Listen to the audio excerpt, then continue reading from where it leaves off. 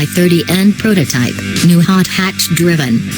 The Hyundai i30N is the maiden offering from the manufacturer's performance sub-brand, and it's not your average first attempt.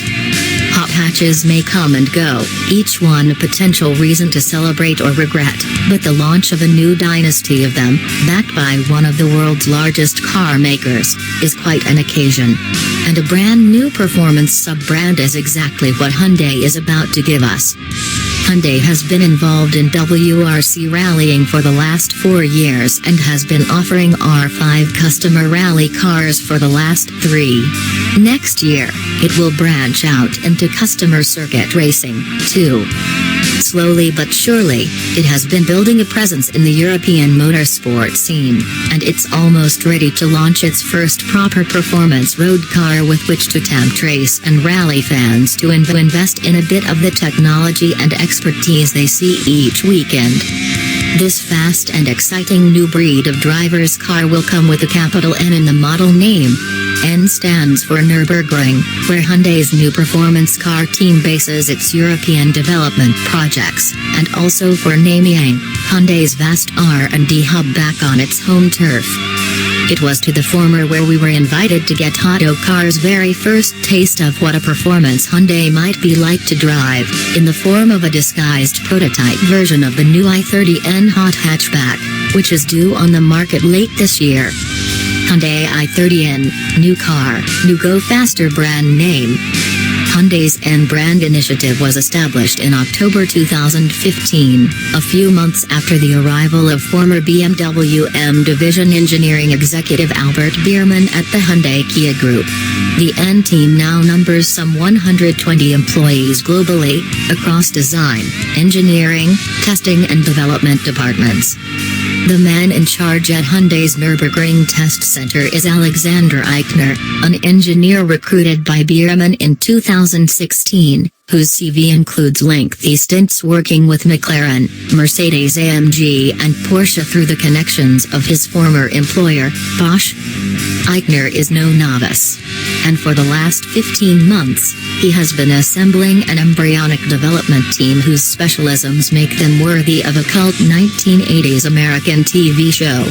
We have a damping expert, a steering expert, an ESP expert, a bump stop expert. Pity the fool, Eichner explains. Through Biermann's connections, the N brand also hired in consultant suspension experts charged with entirely recommissioning the i30's running chassis and helping it compete with Europe's best hot hatches from the get-go. So the i30N isn't just another family hatchback that's been lowered and stiffened, but instead has completely new axles with totally recalibrated suspension kinematics, which bear such little resemblance to those of the standard i30 that Eichner can't even tell you how the car's relative ride heights compare. The i30N has a rack-mounted power steering system. The standard i30 still uses a less rigid column-mounted one, as well as adaptive dampers, uprated brakes and brake servos and an active locking front differential. Upper trim-level performance pack cars, such as the one we tried, get a slightly firmer suspension setup than the standard i30N will, plus 19-in alloy wheels and Pirelli P0 performance tires. You'll even be able to equip items such as a rear strut brace, should you want to. The car is powered by a development of Hyundai's 2.0-liter turbocharged Theta petrol engine which, in less specialized tune, powers the firm's Genesis Coupe and Sonata Saloon. Hyundai isn't ready to talk final power and torque figures yet, but hints to expect somewhere between 260 and 280 bhp for the higher output version of the i30N, all of that being channeled to the car's front wheels via a 6-speed manual gearbox. Driving the Hyundai i30N. The i30N gets off to a fine start with a driver's seat that's large, comfortable and supportive, plus well-located controls.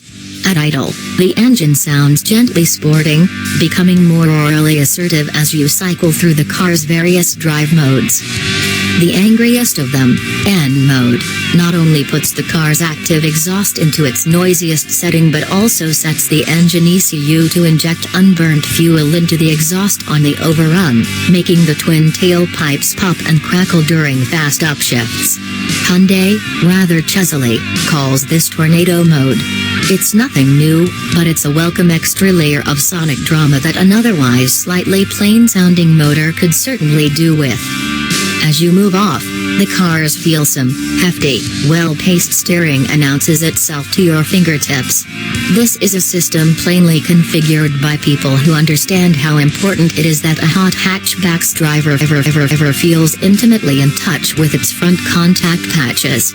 In terms of tactile involvement, the i30N steering is right up there, better than any VW Group product and not far off the feedback level of the last Renault Megane Renault Sport. The car's performance is strong, competitive with most fast front-wheel drivers, with an accelerator that's easy to meter out in normal mode but sharper and more sensitive in N. That 2.0-liter engine is plainly very rigidly mounted, contributing markedly to overall stiffness between the front uprights no doubt, but also struggling noticeably against its moorings as you tip into the accelerator travel, the sort of torque you'd never experience in a Volkswagen Golf GTI.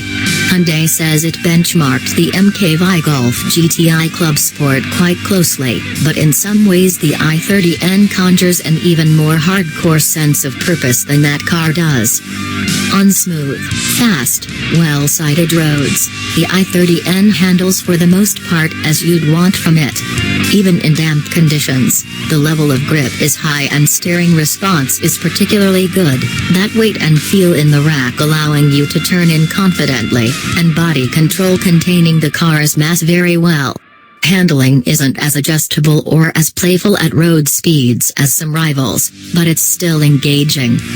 When the road surface turns choppy, more evidence of skillful dynamic tuning is to be found in the car's sport mode damping.